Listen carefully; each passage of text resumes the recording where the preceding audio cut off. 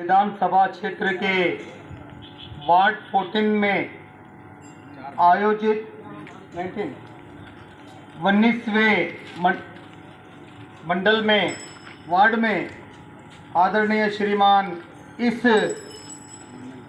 सभा Cornell meeting के संचालक श्रीमान रणदीप प्रमाणिक जी, इस कार्यक्रम के मंडल सभापति भाजपा के अध्यक्ष श्री नरेंद्र नाथ भगत जी, पूर्व अध्यक्ष मंडल भाजपा ज्योतिष भगत जी, सफाई कर्मचारी समाज के वरिष्ठ कर्मठ युवा नेता भाई सुजीत जी, मंडल भाजपा सचिव बहन पूनम सिंह जी, और हमारे बीच इंदौर मध्य प्रदेश से भाजपा के युवा कर्मठ कार्यकर्ता हमारे बड़े भाई अशोक पटेल बाली जी, और यहाँ पर उपस्थित सभी नवापाड़ा विधानसभा के 19वें वार्ड के सभी मतदाताओं को, बुजुर्गों को, युवाओं को मेरा शीश झुकाकर प्रणाम। बंधुओं, 22 तारीख के दिन इस नवापाड़ा के एक अच्छे होनहार समाज से जुड़े हुए दलितों, पिछड़ों, शोषित, वंचित समाज के नेता सुनील सिंह एक अच्छे जुझारू नेता हैं, उनको अपना अमूल्य वोट देकर 2 मई दीदी गई के नारे के साथ हमें बूथों में जाकर कमल के फूल के बटन पर मोहर लगाकर पश्चिम बंगाल में परिवर्तन की सरकार लाना है। भाइयों बहनों,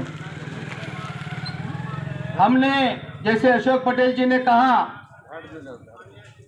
बहुत से विधानसभाओं में हम विशेषकर अनुसूचित जाति वर्ग के लोगों से उनके मोहल्लों में, बस्तियों में जाकर हमने देखा, देश को आज़ादी मिले लगभग 75 वर्ष हो चुके हैं, लेकिन विशेषकर दलित, शोषित, पीड़ित, पिछड़ी जाति आज भी गुलामी की जिंदगी अपने परिवार के साथ जी रहे हैं।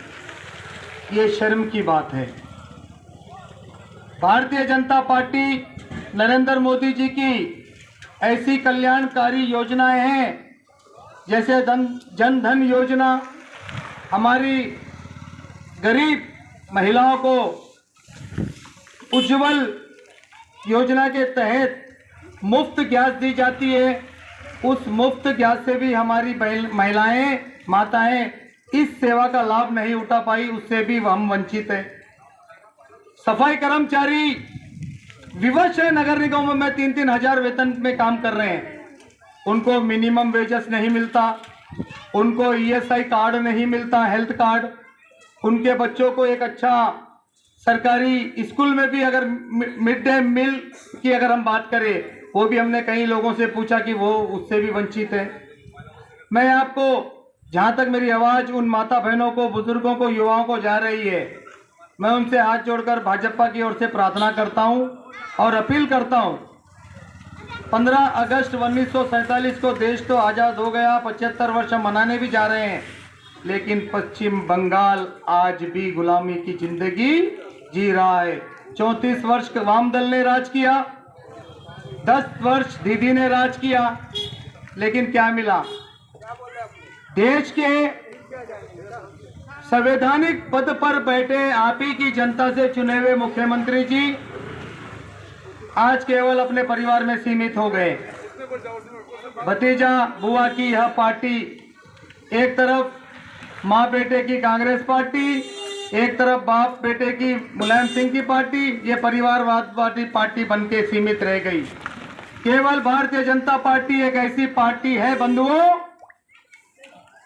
जो कार्यकर्ता, इसका कोई मुखिया नहीं होता, हम सबकी पार्टी है। इस विश्व की अगर सबसे बड़ी कोई राजनीतिक पार्टी है जो 11 करोड़ कार्यकर्ताओं की एक महा विशाल जनसमूह के साथ जिसके हमारे पड़ोसी राज्यों की आबादी भी नहीं होती, देशों की 11 करोड़ आबादी भारतीय जनता पार्टी का कार्यकर्ता अपना दमखम रखता है। भारतीय जनता पार्टी एक राजनीतिक दल नहीं है, भारतीय जनता पार्टी एक परिवार है। भारतीय जनता पार्टी के सभी स्वर्ण अन्य वर्गों से आते हैं, लेकिन सबके साथ एक ही न्याय किया जाता है। वो जीता जागता सबूत एक गुजरात से एक मामूली लड़का, चाय बेचने वाला एक मामूली लड़का देश का प्रधानमंत्री नरेंद्र मोदी जी बन सकते हैं। इसमें से आप सब कोई विधायक बन सकता है, कोई सांसद, कोई मंत्री, इसमें कोई रोक टोक नहीं। लेकिन ऐसी बहुत सी योजनाएं हैं, जैसे मैंने बताया उज्ज्वला योजना, आज झोपड़ियों में रह रहे हैं नगर निगमों के, कहीं रेलवे कट्टे के बीच में, वहां पे आज नरेंद्र मोदी जी ने स्वच्छ भारत अभियान के तहत घर घर शौचालय की जो योजना चलाई, आज वो लोग अपने शौचालयों से भी वंचित है। आज उनको 2.5 लाख रुपए प्रधानमंत्री आवास योजना में दिया जाता है केंद्र की ओर से, उस योजना से भी यहाँ की सरकार, ममता सरकार ने वंचित रखा है। ऐसी बहुत सी योजनाएं हैं, अगर मैं आपको गिनाने बैठूं तो शायद 1-2 घंटे कम लगे। मैं आपको Bharatiya Janata party double engine की सरकार जैसे ही यहाँ 2 तारीख को बनेगी, आप देखिए ये प्रधानमंत्री जी का संकल्प है 3 वर्षों में पूरे देश भर में कोई किसी भी गरीब के सर पे छत आज नहीं है, लेकिन 3 वर्षों में गरीबों के घर पे पक्का मकान, पक्की छत देने का वादा नरेंद्र मोदी जी ने दिया है। ये काम करने वाले हैं, ये हम में से ही दलितों से, पिछड़े जाति से आते हैं। ये कोई बहुत से लोग कुछ अभद्र भाषा में कहते हैं, बहुत से मीडिया में हम देखें मुख्यमंत्री भी ना जाने कुछ अभद्र, दीदी बोलना भी कुछ गलत नहीं है, दीदी तो बड़ी बहन को कहा जाता है। अगर नरेंद्र मोदी जी दीदी बोलते हैं तो उनको ना जाने दुर्योधन, रावण कैसे कैसे नाम से संबोधित करते हैं।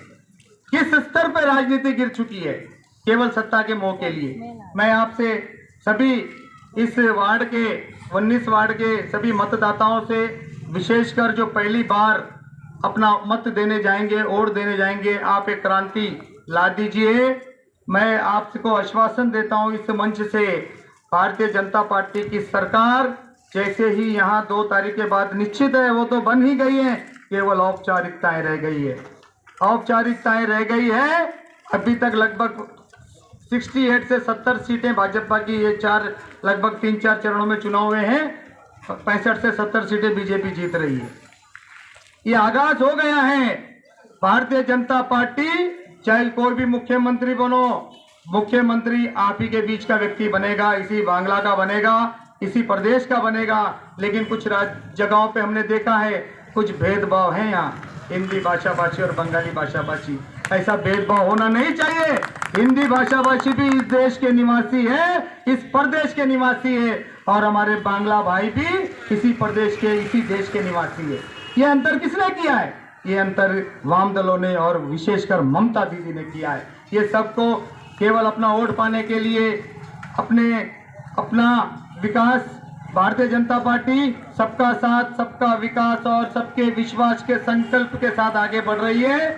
मैं इस विश्वास से आपसे आग्रह करूंगा बार बार कि 22 तारीख के दिन श्री सुनील सिंह जी जो यहाँ के प्रत्याशी है, उनको अधिक से अधिक मतों से जिताकर विधानसभा भेजे और परिवर्तन की सरकार और सोनार बंगला बनाने में अपना अहम योगदान दे। मुझे जो समय दिया गया मैं उनका आभार व्यक्त करता हूँ। बहुत बहुत धन्यवाद। भारत माता की, भारत माता की जय श्री राम। जय श्री राम का नारा भी ममता जी को चुभता है, ये भगवान का नारा है। ऐसी आवाज लगाओ बंधुओं कि वहां तक पहुंचे। जय श्री राम, जय श्री राम, भारत माता की। बहुत बहुत धन्यवाद।